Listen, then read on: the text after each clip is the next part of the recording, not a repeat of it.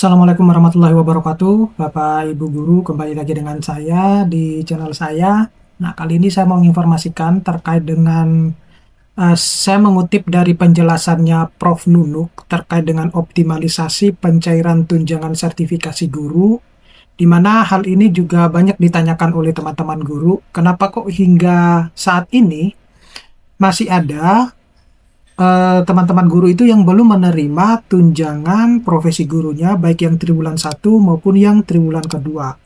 Nah, meskipun sudah ada lebih banyak ya guru-guru yang sudah menerima triwulan 2-nya dan triwulan 1. Nah, kalau saya mengamati apa yang dijelaskan oleh Prof. Nunu, itu lebih kepada permasalahan validasi ya, tetapi ada juga permasalahan-permasalahan yang lain yang Bapak Ibu bisa menilai sendiri ya, apakah validasi itu yang memakan waktu di daerah atau di pusat. Nah, sehingga itu yang menyebabkan kenapa Bapak Ibu guru itu belum mendapatkan tunjangan sertifikasinya hingga saat ini. Nah, tetapi ada juga hal-hal yang lain yang menyebutkan bahwa ketidaksesuaian data itu menyebabkan proses validasinya akan memakan waktu yang cukup lama. Nah, oleh karena itu, Bapak Ibu bisa menyaksikan video ini sampai full ya, biar nanti tidak terjadi kesalahpahaman.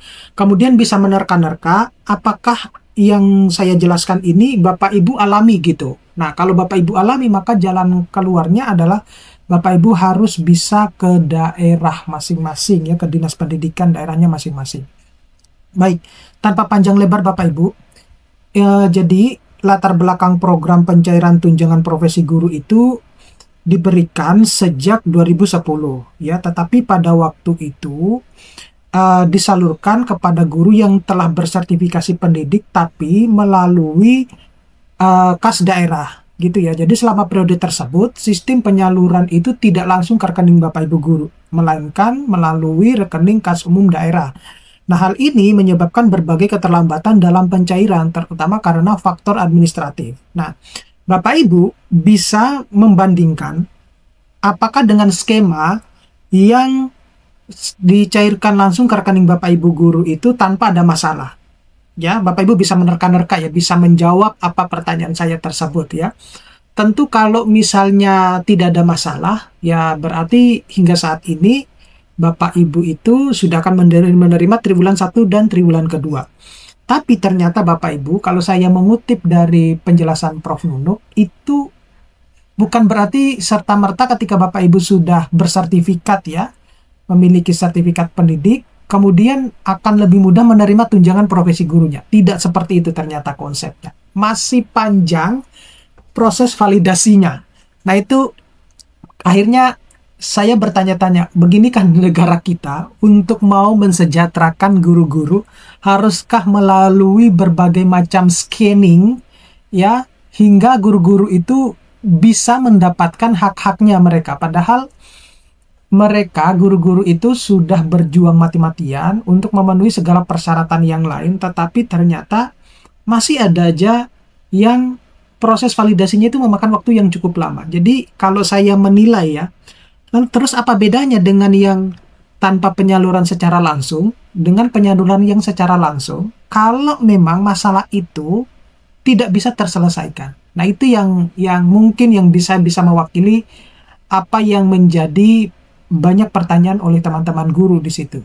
Nah, selanjutnya Bapak Ibu, ini permasalahan lama ya, bahwa penyaluran tunjangan itu disalurkan setiap 3 bulan sekali atau yang disebut dengan triwulan, dan prosesnya tergantung pada pelaporan daerahnya.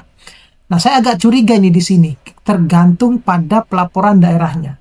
Nah, kalau misalnya daerahnya itu telat melaporkan, ya berarti akan telat juga Bapak Ibu akan mendapatkan tunjangan profesinya. Ya, tapi itu baru kecurigaan saya ya.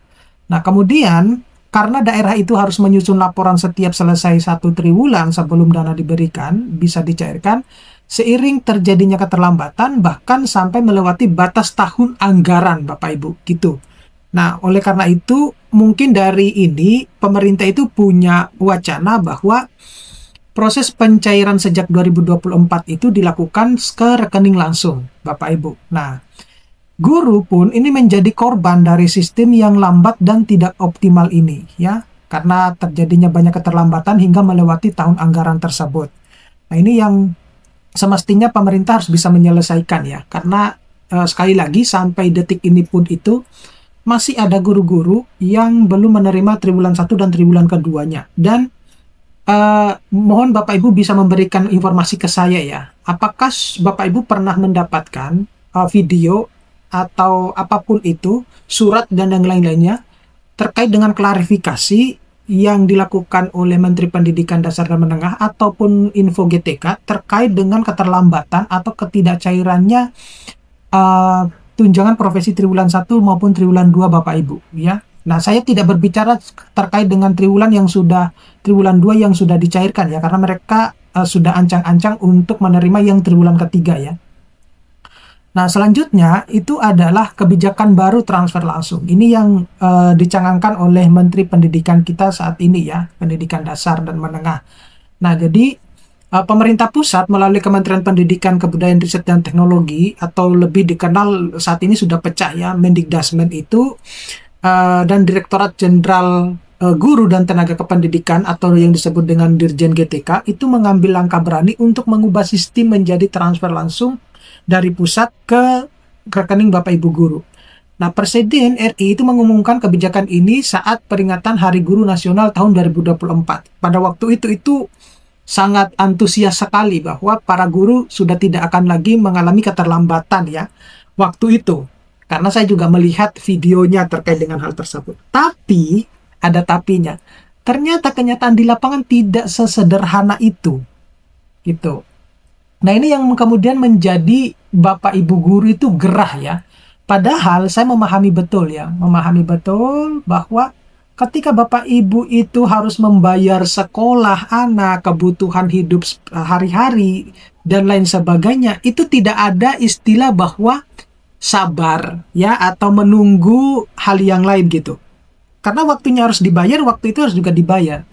Nah, sayangnya itu yang menjadi sepertinya pemikirannya itu saya nggak paham, ya, yang terkait dengan pembuat kebijakan ini.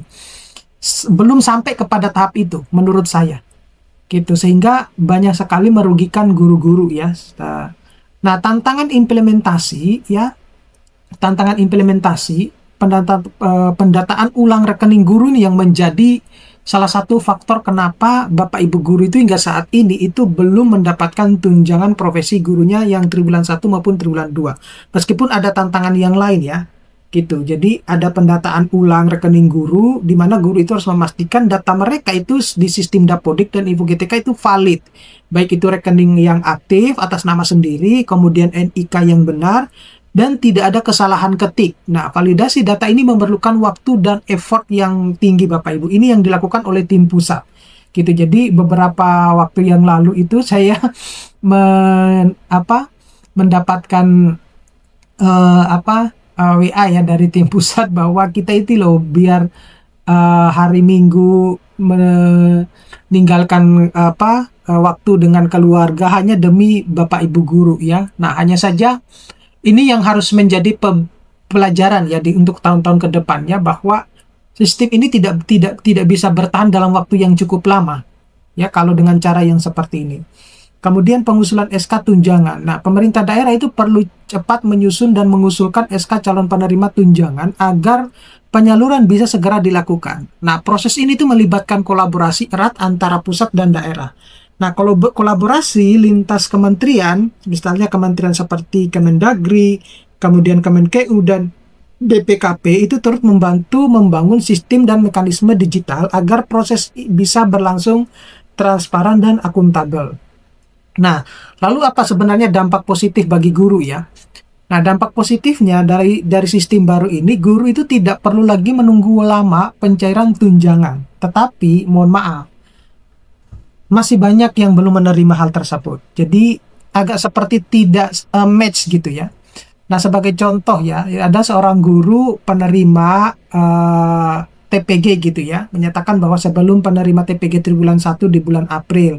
Nah, kini dengan sistem baru dana cair lebih cepat, ya, tanggal 14 Maret. Nah, itu tapi itu kan hanya personal saja, kan? hanya personal, bukan secara general untuk semua guru gitu.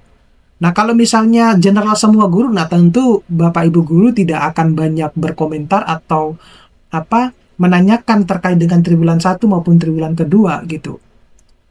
Nah, kemudian makna kebijakan bagi kesejahteraan guru ya tentu saya kira Bapak Ibu sudah tahu ya bahwa Direktur GTK itu menyampaikan bahwa ini bukan hanya perubahan sistem tetapi mewujudkan peningkatan kesejahteraan guru. Nah, kebijakan ini mempertegas komitmen pemerintah terhadap program pendidikan bermutu untuk semua. Nah, salah satunya dengan memastikan tunjangan tepat waktu dan sesuai hak. Nah, gitu. Nah, jadi kalau saya simpulkan, kebijakan pencairan langsung tunjangan sertifikasi guru ke rekening pribadi ini bisa menjawab keluhan keterlambatan pencairan, meskipun itu belum semuanya bisa tercover Bapak Ibu ya. Nah, kemudian meningkatkan transparansi dan efisiensi, memberikan kepastian finansial bagi guru, serta mendorong digitalisasi data dan kolaborasi lintas kementerian. Jadi seperti itu Bapak Ibu informasi yang bisa saya sampaikan, mudah-mudahan ini bisa bermanfaat. Nanti kita akan ketemu pada video-video berikutnya. Saya Heri, Assalamualaikum warahmatullahi wabarakatuh.